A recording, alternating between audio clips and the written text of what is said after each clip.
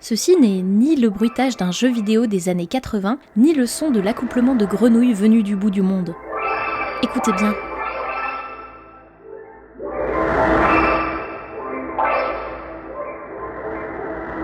C'est le son d'un trou noir.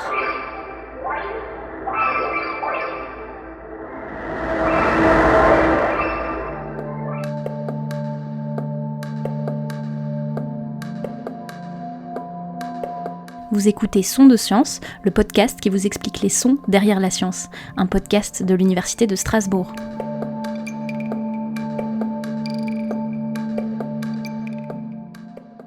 Frédéric Marin nous explique tout.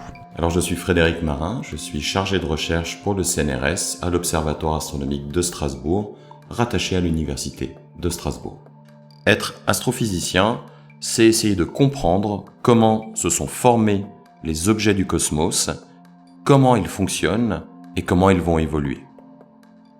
L'une des questions à laquelle j'essaye de répondre, c'est de savoir si les trous noirs supermassifs se sont formés en premier, puis les galaxies se sont formées autour, ou l'inverse.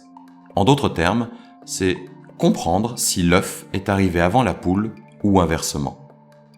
Un trou noir, c'est un objet extrêmement petit, extrêmement dense, qui courbe la direction de la lumière et la direction du trajet de la matière pour que tout tombe dedans et n'en ressorte jamais.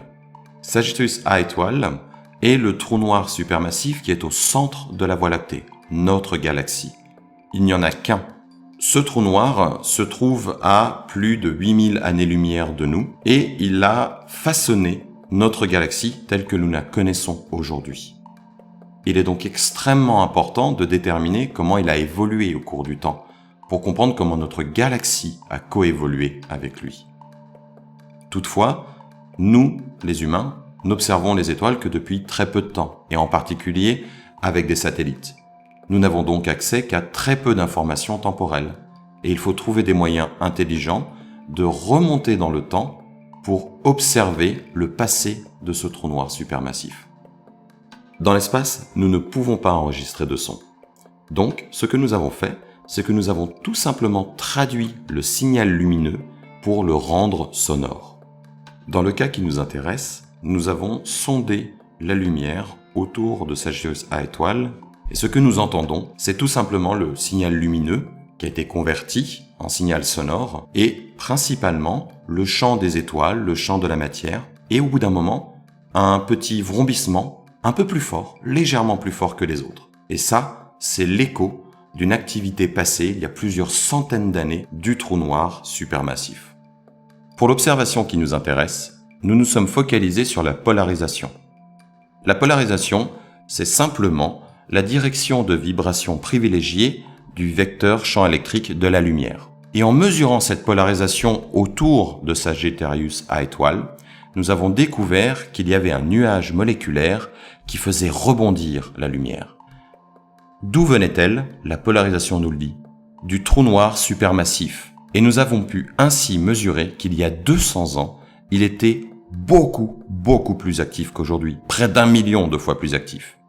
Imaginez, si Napoléon avait eu accès à un télescope en rayon X, il aurait pu mesurer une source dans le ciel aussi brillante que notre Soleil.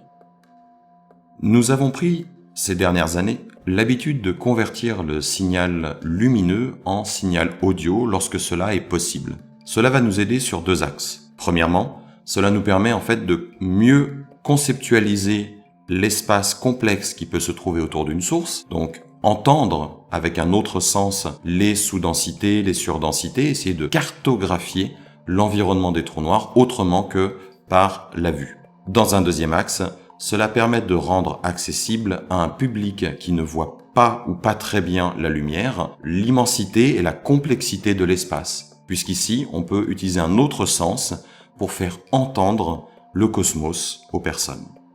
Le fait de sonoriser nos découvertes en astronomie a un but qui est essentiellement lié à la médiation, à la découverte du cosmos par un public aussi large que possible, et qui va donc inclure des personnes qui sont malvoyantes.